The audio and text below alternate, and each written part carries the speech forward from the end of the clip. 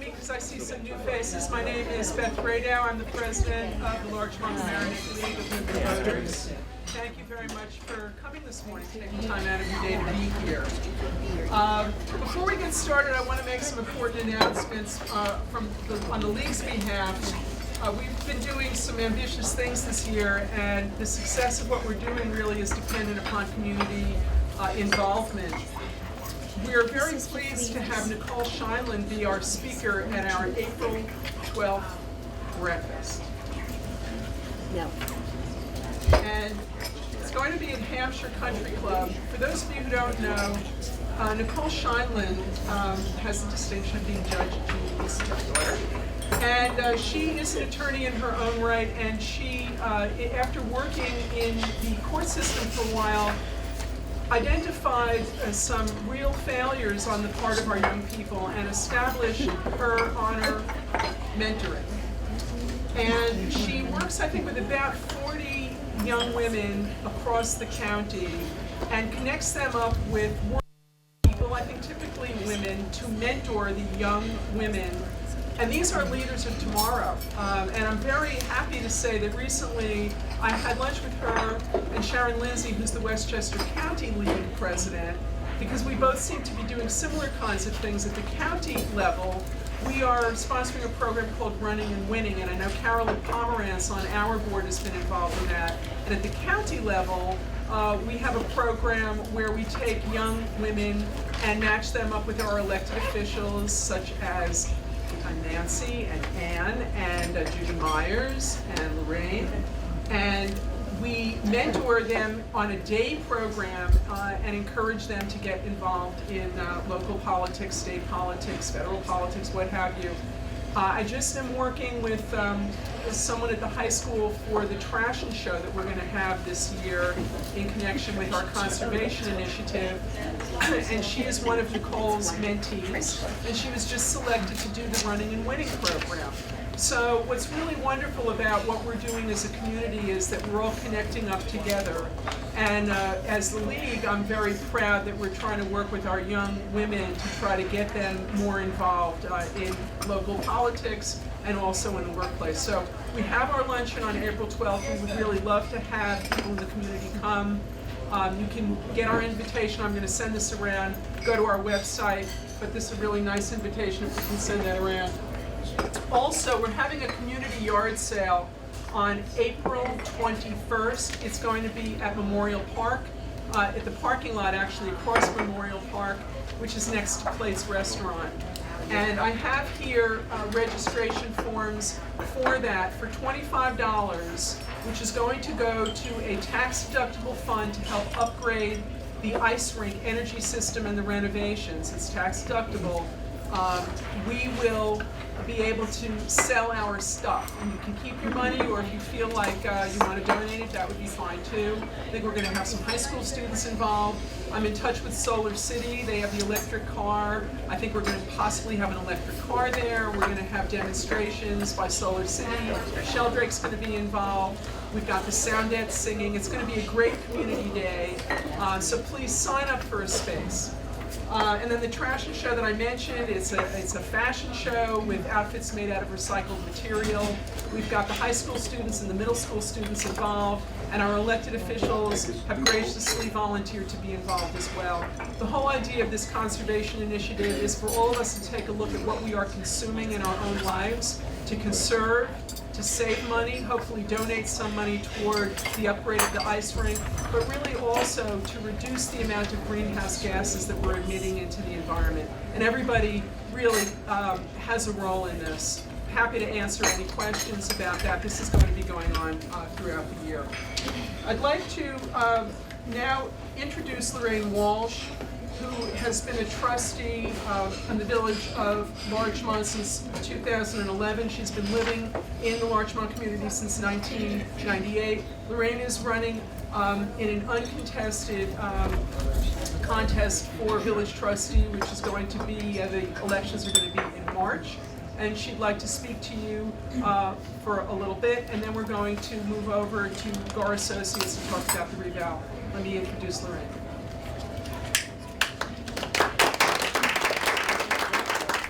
Good morning. It's good to see so many familiar faces here. For those of you who don't know me, I just want to give you a really brief bio, I suppose, background for myself. But I have lived here since 1998. I grew up on Long Island. I went to Binghamton University. I have a bachelor's degree in geology and history. I have a master's degree in education and a certificate in landscape design from the New York Botanical Garden. I have worked at many different careers over the course of my life. And I was a teacher in New York City, teacher in the public schools, high school, science teacher. I have been an environmental geologist, a science textbook publisher, and now I run my own small landscape design company here in Larchmont. Very small, it's just me. 2 years ago, I ran for trustee for the first time. I had been on the Coastal Zone Management Commission. I've been working with the PTA occasionally. So I've been involved a little bit on the periphery of the local village government, but I was asked to run for trustee, and I decided at the time that this was the right time for me to get a little bit more involved. You know, my kids are in high school now. I had the time. I felt like I had something to contribute, and I said sure. And honestly, I really had no idea what I really did. I had no idea what the job was really about, what was expected of me. That's how they get you in. It's just like when you don't have kids and your friends are all like, oh, you really have kids, and you don't know what to get into. But anyway, so I was elected again 2 years ago, again, uncontested election, you know, which from my point of view personally is very comfortable. Other people have other opinions about that. And I started working. And honestly, it's a real eye-opener. You just, as a resident of the village, you just have no idea what the village government does on a daily basis to keep the wheels turning. It's quite amazing. There's a lot going on down there. Things I've learned is that government works really, really slowly. And at first it was frustrating, but there are some very good reasons as to why government works slowly. There's a lot of oversight that needs to take place so that decisions are made with all the information to the best of your ability, and you really have to look at it and say, you know, what is the effect right now? What is the effect going to be down the road? How will this affect the infrastructure, the budget, and everything else? So things really do, you know, they take their time, but it's for a good reason. I also learned that we have great employees at the village. I mean, people who are really, really dedicated and very hardworking. And the last thing is that without the volunteers, the people who come in and work on the committees, who work on the board, really, I mean, we're elected officials, but we get no remuneration for that. The village just wouldn't be the place that it is. In the next 2 years, some of the projects that I would like to, you know, be focusing on are, to a large extent, infrastructure programs. We're working on the Palmer Avenue streetscape, which hopefully is going to actually happen this spring. We have a couple of park renovations and playground renovations. We have major programs, renovation programs and maintenance programs in the water department, with water tanks and the pumping station.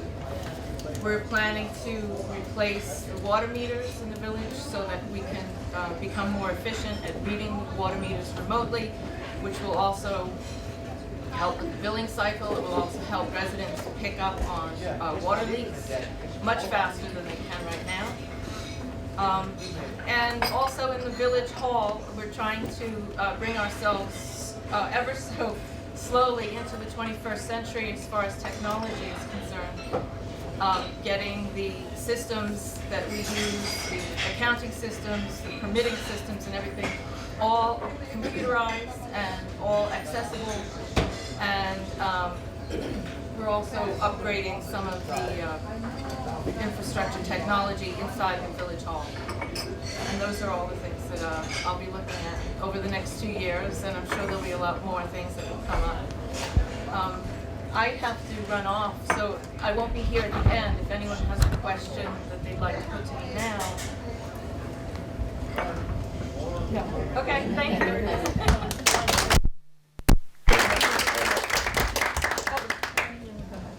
Sorry. Oh, I just wanted to say one thing, that if anyone would like to learn a little bit more about my background, my bio is online at www.larchemontdemocrats.org. Okay, thank you.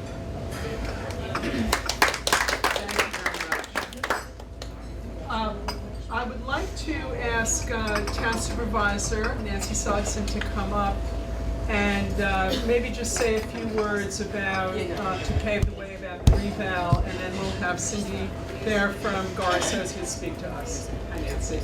Good morning, everyone. We are trying to talk to everyone in the community about reval so that the reassessment project, which continues, started about a year ago, is not too scary or daunting or upsetting, but is understood as a project to create fairness and equity in the community. I just want to remind everyone that New York State requires that the town collect taxes for the counties and the schools and for the town, and we are supposed to tax people based on the value of their real property. We have not done an assessment of the real property in the town since 1968, which means that many properties are no longer assessed properly. So we decided, and Lorraine said it takes a long time in government to do things. It took us 10 years to decide to do a reval. It's a very big project. It's expensive. It is difficult for people to understand, but it will provide us, in the end, with a very fair and equitable assessed value for the property in our community. And that will allow us to then levy taxes in a more fair and equitable way. We will save money because we will be able to defend our tax roll, whereas now, when someone contests their taxes, it's very difficult for us to defend it because we know that it's very old in many cases and it does not reflect the real value. And it will make fairness throughout the community in terms of assessed value and taxes. So we hired Gar Associates, and Cindy Bear is here today. She is the lead director of Gar Associates she's the contractor to do the reassessment for us. We collected the data throughout the community. Her people asked if they could go into homes, look at different properties, and they either got to do that or didn't, and made an assessment from the outside. We collected the data, we now synthesized the data, and the disclosure notices are ready to go out to the community. Disclosure notice is going to be something that every single property owner receives. It's going to tell you what your new assessed value is on your property. And with that, it's going to explain what your taxes would have been at that assessed value in 2011. It's going to compare them to 2011. Cindy's going to explain it in much more detail, but I'm very glad that Beth allowed Cindy and invited us to speak today, because it's a really big step in the reval process. And we know that people are going to be surprised by the reassessment because they have been currently assessed at a tiny fraction of what the real value is of their property. And now we're going to go to full market value. That doesn't mean your taxes are going to go up, but it probably means they will change. So Cindy's going to explain it. But I just want to remind everyone in the community, this is a neutral, this is a revenue neutral project. That means the town of Mamaroneck is not getting any money or more money, different money, when we collect taxes through this effort. This was simply to create fairness and equity in the community and to distribute the taxes in a way that's more fair and based on the reality of the real values. Oh, there's already questions. Let Cindy speak first. Well, I know you have to leave a little early, so maybe we could just take a few questions for Mayor McGinn. On this disclosure notice, it will reflect the change in your taxes. But for those who live in the villages, will it reflect the village tax change? No, it is just going to reflect the changes in your taxes for town, school, and county. Yes. Could you say a few words about the homestead option? No. No. No, I'm kidding. I should have mentioned that. We held a public hearing the other night, because when a town does reassessment, you have the opportunity to invoke or adopt the homestead tax option. And it was originally conceived to allow the community to adjust or negotiate the percentage of taxes paid between the commercial properties and the residential properties. In our community, because we have a very small commercial base, we don't have a giant GE here or any large companies, it really was going to if we adopted it, most affect condo owners, because what would happen is that owners of condominiums who are currently taxed on an income-producing basis as if they were commercial properties would then be taxed as a residential property, meaning on the full market value of that property. Their assessment at an income-producing level is much, much lower than it would be at a market value. There's 1,000 condos in the entire community, including the 2 villages. 650 were eligible for this option due to their status as condos that were built as condos. And we looked at the numbers finally. This is something people have asked, well, why didn't you make this decision earlier? We couldn't do it until we had the numbers to give us an idea of what it would mean in terms of the different assessments, what it would mean in terms of taxes for the different groups. We took a look at it. We decided that the benefit to the overall community, the 8,700 parcels that exist in the town, did not outweigh the very difficult increase that the condo owners would experience at this time. We are already making leaps and bounds in terms of fairness and equity by going to full assessment throughout the town. Everyone's taxes will change. We do think condo owners' taxes in general will go up because of the reassessment itself. But we know that if we adopted the homestead option, their taxes would have actually gone to double or triple what they currently are. The other thing that helped us decide this is that we are allowed to review and discuss homestead again when we reassess or update our assessment. There will be a mechanism within the reassessment every 2, 3, or 4 years, whatever we decide, to review the reassessment and update it. When you do that in a systematic way, you have the opportunity to then again adopt homestead if you so desire. So in the overall scheme of things, in analyzing the numbers and looking at the situation and hearing from many residents in the community, both homeowners and condo owners, the town board decided not to take action and did not adopt the homestead option the other night.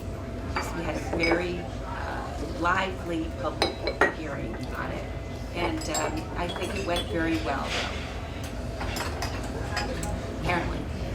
When this disclosure note comes out, or whatever you're calling it, is it going to show the adjusted rate with the equalization for the previous year? When you're doing the comparison, will it be apples and apples, or will it be just your old number? I'm going to let Cindy talk about the specifics of the disclosure notice, okay? Because she's going to explain that. Any others? Okay. Oh, yes. In a number of communities where they use the market option, taxes, the market values go up or come down, depending on what's going on in the market. Is the town of Mamaroneck considered what would happen if the market value goes down? The question is, what would happen to the market value? No, So the taxes if the market values go down. Do you mean for all homes overall? Well, yes. Okay. In California, for example, when market value goes up, your taxes go up. Because if you take your market value, you multiply it by your tax rate, and you get a number. When the market value drops, you take that same tax number and you multiply it by the tax number, your taxes come down. We own property in California and it's gone up and down depending on market value. So I'm wondering if the town of Mamaroneck is going to continue the process of ever increasing taxes, or whether you will consider market value going up and down. I'm gonna let Yeah. Steve. California has a very different system from New York. California, in New York State, you cannot reassess on a sale. In California, you can. So that's why assessments in California jump all over the place. So if you sell your home, a California community can change the assessment. We May I- can't do that in New York. I hear you, sir, but it's not exactly precise, because values in California, the tax base goes up and down regardless of sale.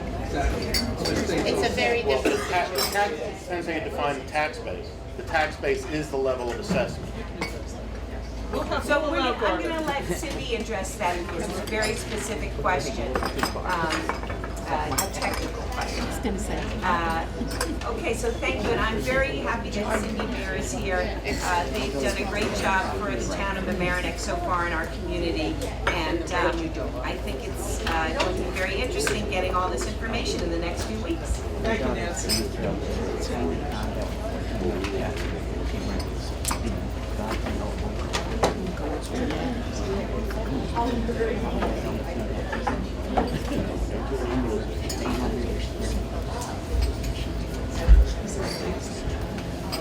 We're just passing things out for the folks at home, so bear with us here.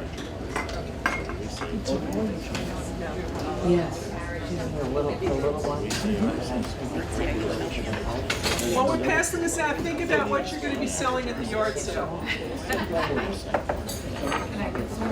Yes, please, get started. Good morning, everybody. I'm Cindy Bear with Gar Associates. I'm the project director, and I'm also a partner in the firm. Just to give everybody a little background, Gar Associates has been in business for over 50 years. We've been doing real estate appraisals and revaluations across New York State, from Jamestown, New York, all the way here to Mamaroneck, and every place in between. We've done large cities, such as the city of Buffalo, city of Niagara Falls, and very small communities of less than 1,000 parcels in little towns in Columbia County. So very wide range of experience. It is our first project in Westchester, and it has been an experience. It's been, the homeowners, the residents, all of you have been wonderful. We've had a great opportunity to meet a lot of really nice people. We've had our real estate appraisers that have been out in the field, have met some wonderful people. They've had little to no problems with any homeowners. Everybody's been very inviting and very respectful of the process. So it's been a tremendous experience all the way through. We've been, as Nancy said, just to kind of bring you up to date. We did visit every property that we were allowed to. As homeowners, you have the right not to let us on your properties. Some folks were gracious enough to let us inside. That's also your right. You don't have to. We got into approximately 35% of the interiors of the properties. And a lot of times folks will say to us, well, if you didn't get into every house, how can you do an accurate appraisal? Well, we can't force ourselves in. There isn't a law that says a homeowner has to let us in. But one of the, I compliment the town when they drafted the RFP for these services, asked for New York State licensed and certified appraisers to do the data collection and to do the valuations. And that was very important because we used Westchester County appraisers. So they were familiar with the market. They do appraisals for financing and that type of type of appraisal work. So they are familiar with the area. When you use a good licensed appraiser, and you have a strong sales database, and now everyone knows with multiple listings, you can look at interior photos, you get a lot of data through the ML system now. When you have a strong sales database and you have good quality appraisers doing the work, you can establish a reasonable value. It is mass appraisal. We use a computer-assisted mass appraisals program, but we also use that human professional element to make adjustments to that number. We just don't let the computer generate that number. It is mass appraisal, hence, is it in the range? It's not going to be like if everyone got a bank appraisal done on their property. Is it reasonable? Does it make sense? We have to be able to support it. Here are the sales that we use. This is how we develop the value. It has to make logical sense. It has to be reasonable. Are there going to be changes? Yes, there are. For folks that didn't let us in their parts inside their property, maybe there's some things inside that, now they're going to invite us to come in and take a look at it. So just so everybody's aware of that, that's how the process is done. As far as the commercial parcels, we do not only within the town, we look at regional data, we look at county data, we look at McDonald's all over and CVS's and those types of things in similar types of communities. And we have a strong sales database and income information as well. Most commercial property owners are not very forthcoming in this process to share income and expense data. But again, we use licensed and certified commercial appraisers, and they gather that data and put that data together so we can make a reasonable estimate of value on those properties. This PowerPoint presentation was a presentation we gave to the town board back in the beginning of February, and these are draft sample documents that I also passed out. I'm going to not get into this in a whole lot of detail. I just want to go over some of the dates with you that I think is really important. It's on the back side of the first page. We don't have process. Oh, she's okay. Well, I'll talk a little bit more. In the next couple of weeks, we're going to be mailing the assessment disclosure notices, and when everyone gets it, we'll spend some time on that because that's really an important piece. It's a very confusing document. New York State by real property tax law, we have to mail it. We'd rather not, because we really want to talk about your value, but we do have to show a tax liability illustration. So we'll get into that a little bit more. But the assessments are going to be mailed on March 8th. So everyone will get the new assessments probably by Monday. I would think they're going in the mail on the 8th. There will be a telephone helpline, just like we did for when we were doing the property data. We have a very skilled staff to be able to answer questions. You can call them, ask any questions that you'd like. There'll be the workshops, as we did in the beginning, explaining the project. There'll be another series of workshops explaining the notice, how we determine the values. We're having those at Town Center and also at the Larchmont Library, as we did same kind of setup as we did in the very beginning. We'll go into great detail about those. We'll have as many workshops as the community wants. We've scheduled several, so give people an opportunity to come and we encourage that before you get all fired up and say I'm going to make an informal review appointment and I'm going to fight this. Come to a workshop, understand the process, and I think it'll make a lot of sense going forward. In a reassessment, you have the ability to conduct what's called an informal review, which is a precursor to the Board of Assessment review.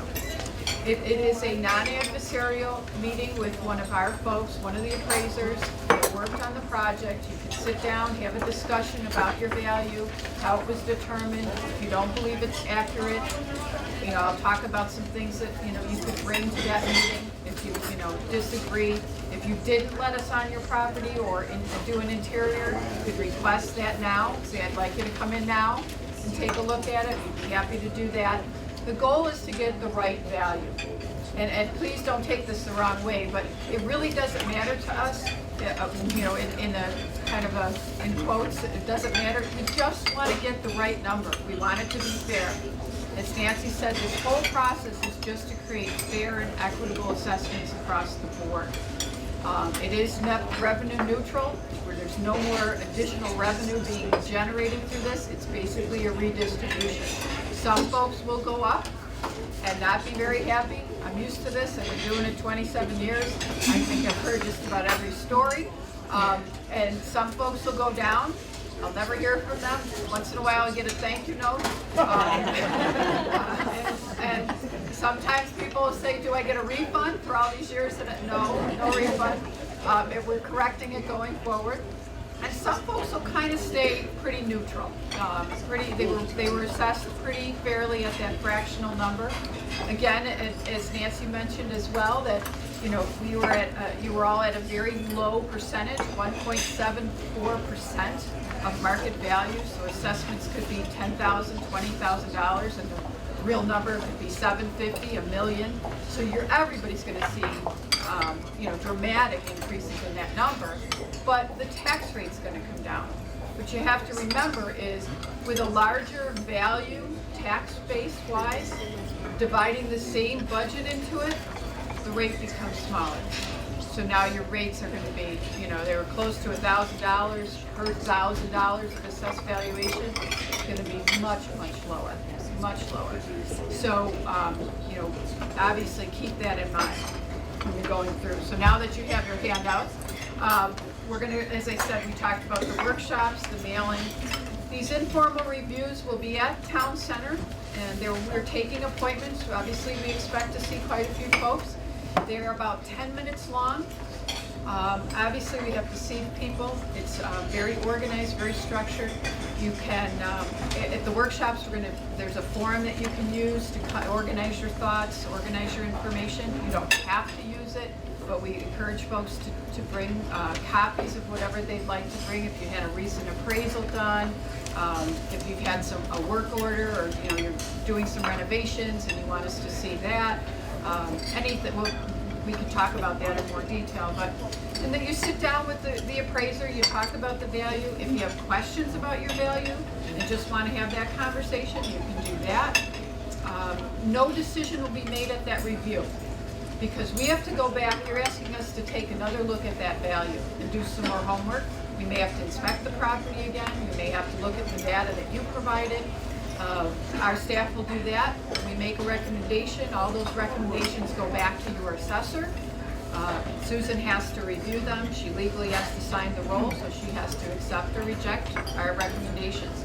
And then you get a decision notice. Anybody that participates in that informal review will get a decision notice, and they will, yay or nay, if there was a change, granted or not. You then can go on to Board of Assessment Review. You have that right as property owner every year. You can skip the informal review process. We ask you not to do that. It's a good opportunity. Like I said, it's not adversarial. It's a conversation. It's an opportunity to just discuss your value. But if you're not, you can't participate, don't want to participate, you want to go right to Board of Review, you absolutely get to do that as well. But you cannot skip Board of Review if you want to go on to small claims or Article 7. So you cannot skip that process. You would have to file that Board of Review. But we encourage everybody to take the opportunity with the informal reviews. The roll is filed tentatively on June 1st. The grievance day is the third Tuesday in June of the year. This year it's June 18th. The roll is final September 15th of this year. These new assessments will be applied first in April of 14 for your town and county purposes, and September 1st of 2014 for your school purposes. So it'll be a whole other year. And as it was mentioned earlier, it does not apply to your village taxes at all. So it has nothing to do with the village. Have separate assessing units. They can make their own decisions. So it wouldn't apply to any of your village taxes. I'd like to spend a little bit of time on what you'll be receiving in the mail, which is the other handout that you got. Basically, it's going to be, this is the disclosure notice, which we'll focus some time on. It says draft on it. Then there's a cover letter from Susan. There is an instruction page with all the information, the dates, the website. For those of you that may have not been on the reassessment project website, there's a lot of information there. All this will be there. There's also going to be an online database where you'll be able to search sales, assessments, look at photos, look at sketches, look at whatever you want. And it's going to be available. We're hoping to have that up on Saturday the 9th so that folks can start looking at information. Once we mail the notices, that is public. So we try and get out all the data almost simultaneously so that it's available. There'll also be hard copy sales and assessment books in the libraries. So you'll be able to go to either the Larchmont or the Mamaroneck Public Library during their normal business hours, and there'll be hard copy books that you can go through with sales, all the sales that were used, all the assessments. You can go by street, look up anyone's assessment. This is all public information. So that'll all be available as well in hard copy. We'll put those books online in PDF form. Those will be up there. So whatever we can provide, you know, that for you to do some research and make a decision if this looks fair and equitable. You know, we're trying to get that information out there. So that'll all be available once those notices hit the mail. All that data will be out there. So we provided all, we have a toll-free fax number if you need to fax us anything. We have an email address, a toll-free number for questions, if anyone has a question, the online appointment schedule to make a reservation for the workshops. The workshops are open to the public. I don't want anybody to think that they're not, but we're limited in space. So we want to make sure everyone has a chair and that we're meeting building codes and fire codes, but we'll have multiple workshops if we need them. We want to accommodate everyone. We've included some frequently asked questions and answers. This will also be in your handout when you receive them in the mail. We've included all that. Hopefully answered some typical questions that we've heard over the years that most folks have. Now on to the notice itself. As I said, I just want to spend a couple minutes because it is quite confusing, and as I said, we're not fans of it at all. Our job is to create new assessments that are fair and equitable, but everybody wants to look at the tax impact. That's what's very near and dear to their hearts. It's basically, we have very little leeway in what we can change on this notice. So this is a standard report from Forest. You will see in this example your 2011 assessment, and the reason that we're using that was the roll that was used for the tax illustration. That's the assessment roll that was used for tax comparison purposes. So you'll see a 2011 assessment in this example was $11,000. But again, remember, it's at 1.74%. Now, if everybody was truly at that percentage, we wouldn't need to do a revale. That means all the assessments were equitable, or you could just convert them by math. But properties change differently. They appreciate and depreciate differently over time. So you cannot just apply that percentage. And that percentage is an average of, the state takes a sampling every year, and they say the residential properties are at this percentage, the commercials, the utilities, any vacant land, and then they blend them together. So it's a very, in my opinion, it's kind of a convoluted average to average number. And when you get to these small fractional numbers, it gets harder and harder to determine how accurate that really is. And without having done a revale since 1968, obviously, you know, things have changed up, down, the market changes all the time. So that number is very, very difficult to correlate. But for this example, we used a 2013 full value of $645, which means there was a net change of $634,000. But obviously, you're going from $11,000 to full value. The lower half of this notice talks about the tax illustration. And it's basically saying if this new assessment was in place for your 2011 and 12 taxes, this is what this property would have paid. So that's all that this is saying. But one very important point is this is a snapshot in time. We'll be printing these on one particular day. So it's the assessment roll at that time, the exemptions that are on the file at that time, and it's the levies from the 11-12 tax roll. So it's a moving target. That's why we don't like it, because don't bring this into Susan's office next April and say, you said my taxes were going to be this. Because the budgets are going to change, the assessment roll is going to change. Because we have informals, there'll be other exemptions that have to go on, there'll be grievance day. The roll isn't final till September 15th, so a lot will be changing. That's why it's a little bit misleading, but we have to show something. So this is what we show. Yes? There's a difference in the taxable assessed value between the school and the rest of the star. That is the star. And right now it's a fractional number. I think the basic star is like $1,700 or something like that. That's gonna go up to the maximum. It'll be close to like $100,000. So, for your basic star. So it gets adjusted with that. Most of the exemptions get adjusted when you go up to full value. So obviously it's all proportionate, so that will change. But yes.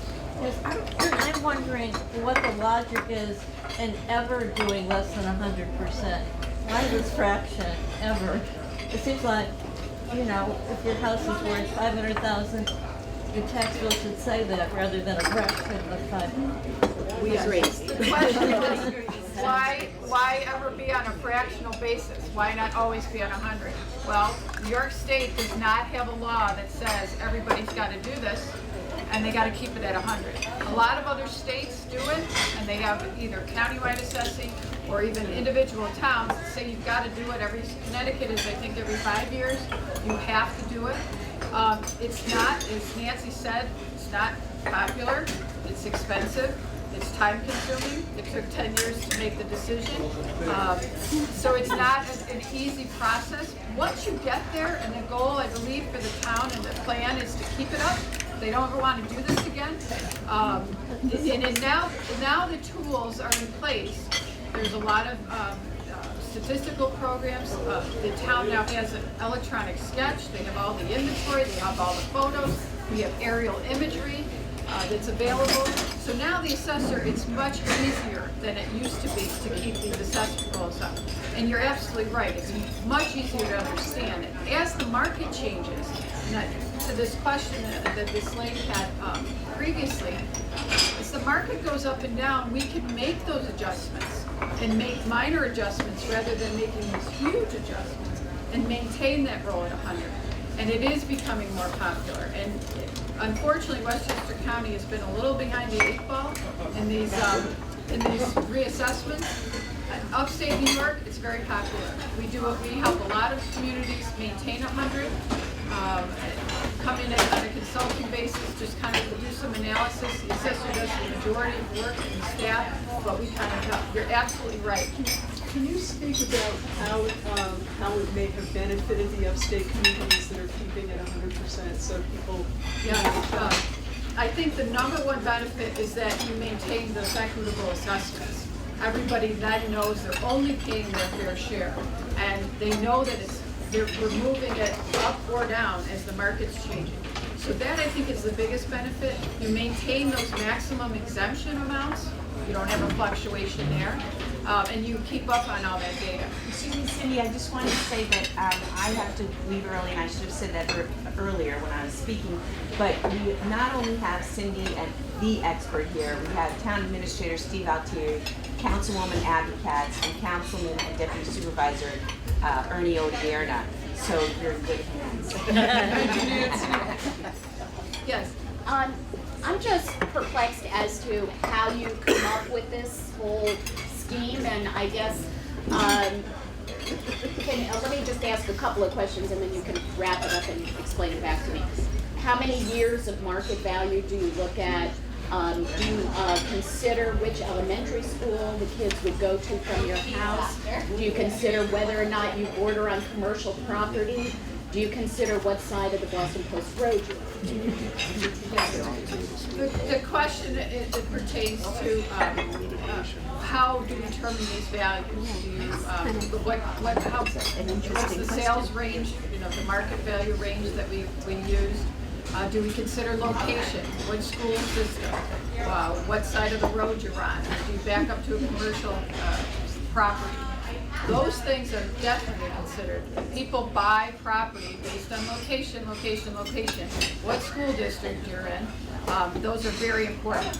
To answer the first question, we're trying to create current market value. So the more recent sales are gonna be what we wanna capture. I know that folks are very concerned because the market took a very big hit in 2008, and it's been taking some time to get back up there. We are not going back to 2006 and 7 and looking at these inflated market numbers, because that's not current. We're looking at current. So specifically, we tried to stay within 2010, 2011, we had in the first part of 12. New York states that we have to value properties as of July 1st each year. So July 1st, 2012 would have been our cutoff date. Now, we did look at some sales past that range, but we have to justify that to the state why we're looking at it. We also cannot use listings of any property listed for sale, but we do consider them as part of the valuation. If we're doing our valuations and we see some houses for sale, we have the multiple listing and we'll say, are those in the range? If we see something that's listed very much higher or very much lower, we do some investigation and we have to consider that. But we have to look at closed sales, because anybody can ask whatever they want, and until it actually sells, that's the number. But we do look at what's happening in the listing market. As part of the informal review, if you have listed your properties or it's currently listed, you can bring that to our attention. If it's way far off from what you feel the number should be, we'll consider it at the review time. But to come up with the initial valuation, we have to use a closed sale. As far as the locations, that's very important. We looked at school districts. We took the town and we divided it into neighborhoods, because neighborhoods are very important. So folks that buy in a certain neighborhood want to live there, and folks that live in another neighborhood want to live there. And whether it's school district, whether it's the water, it's all important. And yes, if you're in a commercial area and have a lovely home, it may sell very different if it was in a different neighborhood. So you have to look at the location. Here, and then I'll come back. Started off by saying that the total revenue for the town of Mamaroneck wasn't enough. Yeah. So what I would like to understand is what percentage of the total revenue right now is commercial, and what percentage of total revenue will be commercial after you finish the exercise.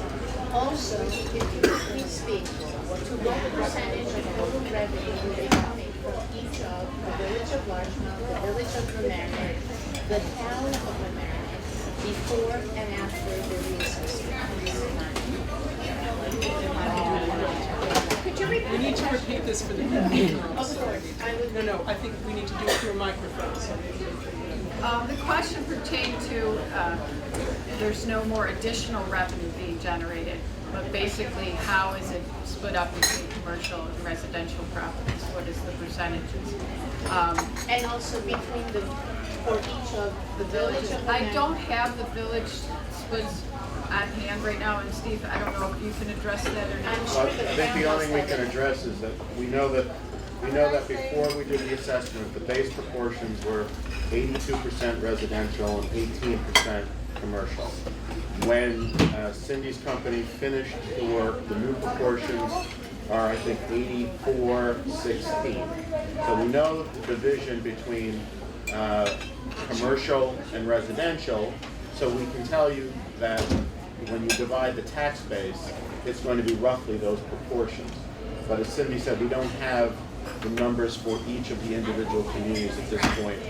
When we do our budget this coming year, we'll have those proportions. So if we want to find out clearly what I just heard you saying is that the residents will be carrying a heavier burden than they had been carrying. No, they're not carrying, well, it's not really, slightly. You have to remember that some of the commercial assessments are higher than the residential assessments. That's why I asked what percentage of the tax revenue would be coming from each group. Second question is, if I wanted to find out what the distribution is between the three municipalities, I need to sort of go and add those numbers based on your database, correct? Because you as town administrators have not had the opportunity to do that. Is that a I fair have to be honest, statement? I'm not completely understanding the question. You're saying when we levy the taxes, you have to remember the town levies taxes over 9 different budget funds. So for instance, the levy that goes over the entire town, or what we call the townwide fund in the ambulance district, is relatively small. It's somewhere in the neighborhood of $3.4 million. If we take the unincorporated town, the tax levy is roughly $18 million. So unfortunately, the way the state has structured town budgets, it's not an exact science in that we could tell you how much of the levy came from the village of Larchmont and the village of Mamaroneck, but it's only going to be for a very small percentage of the overall town budget. So- I'm not interested in the town budget per se. I just would like to understand what percentage is coming from each of the 3 entities, because A percentage of what? of the total revenue raised from taxes by the town of Mamaroneck. But for what? For the town, the school, the county? For entire amount of money that you collect for the town, the school district, all the stuff that you collect and that you reallocate, what percentage comes from each of the 3 All right, entities? if you contact my office, we'll try and give you the information. That's wonderful, thank you so much. Remember that the villages collect their own taxes. I'm not So talking about, when you it's say the different. town tax, we We're really talking have a about very the small town. percentage. I'm Well, talking no, she's actually specifically. talking about more than the town. You mean the town, county, and schools. Correct. I am not talking about whether we go directly to the village of Mamaroneck or the village of Larchmont. I don't mean to make it any more No, confusing. no. But you mean, because we collect, even though we don't levy the school and county tax, we must collect. Oh, I know, that's So, what. I mean, we can tell you what we collect for the town, the school, and the county. Specifically, what I'm talking about is that the new assessment is going to affect 3 or 4 different taxes. 3. 3. I would like to know the distribution of those 3 taxes between the 3 entities. Okay, but that's not going to be a completely accurate number because the only tax levy we can use at this point is an old tax levy. So I'm happy to do that. All right, so it's going to be a number that will change next year. And are you figuring this into the equation as to how it's divided between? No, so that's a town decision. This may be a question more for the town board, but at its recent meeting, when the board got feedback from the condo owners about how onerous it was going to be to do a completely fair distribution of the taxes under the homestead, the decision was made to keep $200 per non-condo owner on the back of the residential in order to be merciful to the condo owners. So in other words, in order to alleviate the condo owners from an onerous change in their taxes based on a fairness doctrine, the decision was made to kick down the road the homestead. What will happen to homeowners who, in the interest of fairness, have now been reassessed a much higher tax burden because their homes have valued higher than their neighbors, if they are unable, or it would be an onerous burden? So what happens to residential properties whose taxes go up dramatically? Will there be a mechanism to help those homeowners relieve some of that burden on them? I understand that in order for a condo owner to get a relief of $200 and more, a big burden, I am going to open up my wallet and pay $200 extra for that person. So it's kind of like I'm saying to Karen, dear, I'm going to pay $10 for this breakfast and you pay $6. Because you have been paying $6 all along, and it would be very hard for you to now go to $8. But I'm willing to pay more for you because I live in a house and you live in a condo. That's the decision that was made, and I understand why it was made. because in order to bump up the condo owners to what would be fair, they wouldn't be able to afford to live there. But what is going to happen to the homeowner who perhaps is going to be taxed out of his or her own home once the fair level goes on to them? The question was basically, to summarize it, and I hope I have this correctly, is the decision was not to act on homestead, or decided not to enact that local option, which means that the condos will remain and have been assessed under real property tax law 339Y, which says they get assessed, not taxed, assessed based on an income method as opposed to a full market value method. Similar to other commercial properties, apartment buildings, which is an acceptable, cost, market, and income are the three approaches to value. So that New York state law says right now that's how they have to be assessed. So we're just following the law. They have been assessed that way all this time. So nothing's really changed for single-family properties. This law has been in effect for quite some time. So it's been that way. Nothing's really changing. Can I just add in, if that wasn't the only decision. The idea is we want it to be as fair as possible. We weren't just trying to save certain groups of people money. The problem with the law as it's written is we would only be able to charge condos created as condos at full market value. Co-ops would stay at the income approach, and condos not built as condos.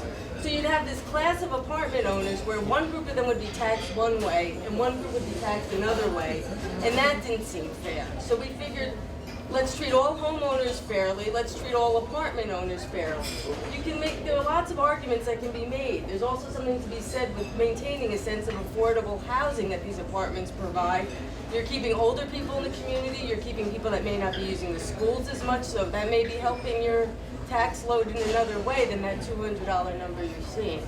So it wasn't just saving condo owners tax money that was this decision. There's a range of other things. I understand that argument. So therefore, are you going to help the elderly homeowner whose assessment is now changing because that person's assessment has been the same since 1968, similarly to the condo owner who's been going for years and years and years under one system? It seems to me you're making a break in history for one class and not for another class, so your arguments are not logical. Whether it's a condo owner or a homeowner, the state provides no mechanism for us to help anybody. So we're bound. It's a horrible law. There's no question about it, but I think Ab has explained it very well. This is what I should jump in as the state legislator? Yeah, please. No disrespect intended. This debate, unfortunately, the town officials are correct. New York state law is where the illogic is. But keep in mind a couple of things. First of all, the explosion of co-ops and condos did not start in the 1930s or 20s. It's a quote-unquote relatively recent experience. It was in the 1980s that most rental apartments started to become co-ops, and then to whatever extent condos exist, wherever there's some new construction. So, what you've heard around the table already today is exactly the reason why most communities don't revow. What you've heard around the table today is why New York State hasn't changed its laws. Why? Because the minute you touch this, there are winners and losers. And the losers feel excessively aggrieved. And I might add, I'm obviously telling you what you already know, but I'm actually putting words to it in the mouth of somebody who runs for office. There is a political price to pay when you do something that's unpopular. If even a third of the community is angry and 2/3 are not, that 1/3 can generate a political response that can upset the apple cart. In Mamaroneck town, the debate has been, very much on the merits between different elements. I can take you to another community, I won't mention the name, where it has become a basis of Republican versus Democrat, which makes it much, much worse, because then you get into the sequestration stuff, where it's ideological, it's not just what's the best way to try to resolve this. So I would say this, if we want to talk in a future meeting about how this thing changes, what you're observing now, It's state law. But let me not kid you, when you think of state law, think of something that's going to apply all through Brooklyn, all through Queens, all through the Bronx and Buffalo, not just Mamaroneck. And that's why it's hard to get this process more rational. I'm sorry I had to jump in, but you need to hear that. The other thing, there's another important point. When we presented at the meeting on Wednesday night, we showed median values for condos and for residential homes. The median home value is going up by about 8%. The median condo value is going up by almost 30%. Can you go over the timeline again? Yes, the timeline, the question, Friday, March 8th is our target date to mail all the new assessments. So they will go out in the mail, you'll probably receive them on Monday. Then informal reviews, or, I'm sorry, my back up, the public education workshops will be held between the 14th and I think the 20th. And then throughout the month of March and April, we'll do the informal reviews, which will be held at Town Center. They're going to be daytime appointments, evening appointments, Saturday appointments, so we're trying to accommodate all of that. A decision notice from the informal review will be mailed probably late April, early May. You'll get that decision notice, and then you'll be able to go out to Board of Assessor review in June. It's right in your handout. Steve, is this going to be on the town website? Is this going to be on the town? Just before this all goes out, the letters are individual, but we're going to put a draft of everything on the website. Just quickly, since I have the floor, if you can go directly to GAR's Mamaroneck Assessment website. You can also get there by going to our website. On the home page, there is an icon, a relatively large icon on the right side that says the Town of Mamaroneck Assessment Project. That will take you to the same place. I've got to wrap this up, so. What happens after that? That's not the end, that's the beginning. When is it going to effect? Oh, 2014. April of 2014, the new with Town and County, September of 14 with the school taxes. I gotta really move along, so. Two unrelated questions. One, you'll be reference to exemptions. I wonder what the exemptions will still be in place. And two, just out of curiosity, what other communities in Westchester County have reassessed? Questions were about the exemptions. All the exemptions that were in place remain in place. They will be adjusted proportionately, the ones that are affected by the equalization rate. And the town of Rye finished an update about 2 years ago. Village of Bronxville, the town of Pelham did it years ago and has been maintaining. And there is a lot of discussion. Scarsdale. Oh, and Scarsdale doing it now. That's happening. Real quick, and then we gotta. I just want to go back to the discussion about the villages versus the town in terms of proportion. If we're just talking about the town portion, I guess this goes more to the administrators. If we're just talking about the town portion, when the town in the past has raised taxes by like 4%, the village portions had gone up by like 20%. Is that difference, why is it, is that going to change under this new scenario, or? Let's understand, when the town levies its taxes, it levies 9 different tax rates. So if you live, so the general town tax rate, the years that it went up, I think was 11 or 12%. If you lived in the unincorporated area, or whether you lived in the village, you paid the same percentage tax increase on that portion of the budget that was levied. And that's a big piece of misinformation a lot of people didn't know. So no matter where you lived in the town, if the town-wide and ambulance district rate went up by 11%, every property owner paid that same percentage. The reason that it always looks so different is that the town unincorporated area resident is paying a composite rate based on 9 different rates, whereas village residents only pay taxes to the town based on 2 rates. So everybody pays the same percentage increase. And it was a pretty low number. What's the average townwide tax? The average townwide tax for ambulance service and everything else is about $500. It's about 2% of your total tax obligation. So if it goes up, 20-something percent, it's a small Cents. number. It's in cents. It's a real small number, which, as I said, as you said, is a piece. It's a piece of it's a little set, but it's very discombobulating. We have time for one more question. Yes. I would like to follow up on my earlier question. Median home tax is gonna go up 8%. Not tax, assessment. Assessment. Assessment, 8%. Median condo assessment is gonna go up 30%. Correct. Therefore, commercial will go down how much? No, commercial's not going to. Well, something's gotta go down to be able to make it come out to the same number. If two pieces, what is the residential condo?